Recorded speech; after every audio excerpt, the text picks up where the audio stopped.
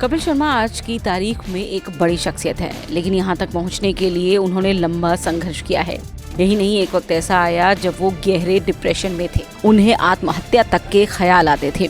कपिल बामुश्किल इससे बाहर निकले। कपिल ने आज तक के खास कार्यक्रम सीधी बात में अपनी दिल की बात कही, जिससे ये सामने आया कि कैसे कपिल डिप्रेशन से लड़े थे। कपिल शर्मा के इस डिप्रेशन से निकलने में शाहरुख खान ने उनकी काफी मदद की थी। यही नहीं, उनकी पत्नी गिनी ने उनकी काफी मदद की थी। आपको बताते हैं, ये वो दौर था जब लोगों को लगता था कपिल शर्मा में एटीट्यूड आ गया है। कपिल शर्मा शूटिंग कैंसिल कर देते थे। बड़े बड़े सितारे उनसे नाराज चल रहे हैं। ये वो तमाम खबरें थी जो उस वक्त लगातार बन रही थी, लेकिन कपिल ने बताया कि हकीकत क्या थी। देखिए सीधी बात का ये खास हिस्सा। आप डिप्रेशन में चले गए थे या आप उस स्टारडम जो आपको नई नई मिली थी उसे आप संभाल नहीं पाए थे? नहीं सर, बड़े सारे रीज़न थे एक्चुअली। कोई एक रीज़न नहीं मैं कह सकता। लोगों को शायद लगता था कि ये शराब बहुत पीने लगा है, हालांकि शराब रीज़न कभी नहीं रहा था। रीज़न उसके कुछ और थे। शायद एंग्जाइटी होती थी, या बाहर निकलने में लगता था कि यार मैं बाहर निकलूंगा तो मैं बात ही नहीं कर पाऊंगा किसी से, मैं किसी से आंख नहीं मिला पाऊंगा, मैं स्टेज पे माइक मेरे को लगाएंगे तो मैं परफॉर्म नहीं कर पाऊंगा। तो उस चीज़ से निकलने के लिए मैं दारू पीनी शुरू कर दी।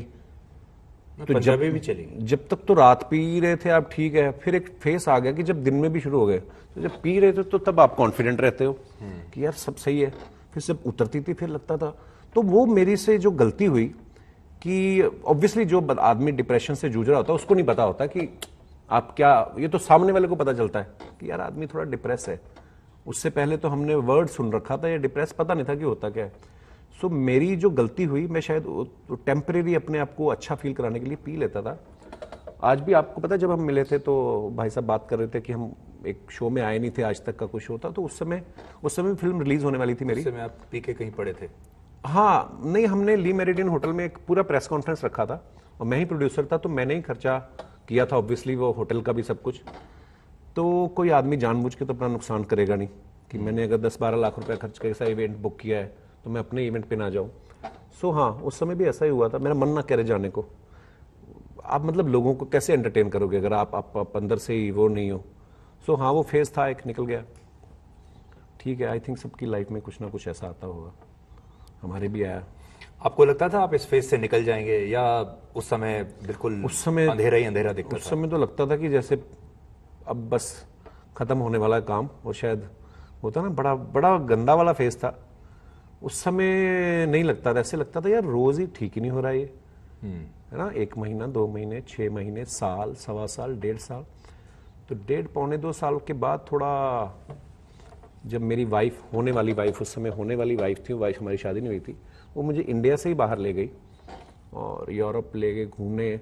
मुझे आम सड़कों पे उसने घुमाया कि घूम, तू भी आम आदमी है, तो ज़्यादा प्रेशर लेके बैठा हुआ दुनिया का।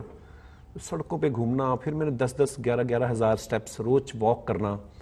मैं भी शायद उसकी वजह से भी, क्योंकि जब आप घर के अंदर अपने आप को बंद कर लेते हो और ऊपर से कोई डाइट आपकी अच्छी नहीं है, क्योंकि खाना ही नहीं आपने कुछ, वजन भी बढ़ गया था आपका? बहुत बहुत बहुत।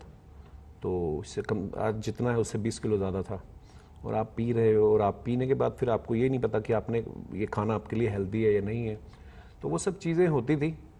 पर फिर जब, हाँ ऑब्वियसली, जब बाहर निकला, थोड़ा ट्रैवल किया, तो दिमाग की थोड़ी परतें खुलने लगी। फिर लगा कि नहीं यार, क्या कर रहे हैं। कपिल शर्मा का जज्बा बताता है कि मुसीबत कितनी भी बड़ी हो, लेकिन अगर हिम्मत से उससे लड़ा जाए तो उससे पार पाया जा सकता है।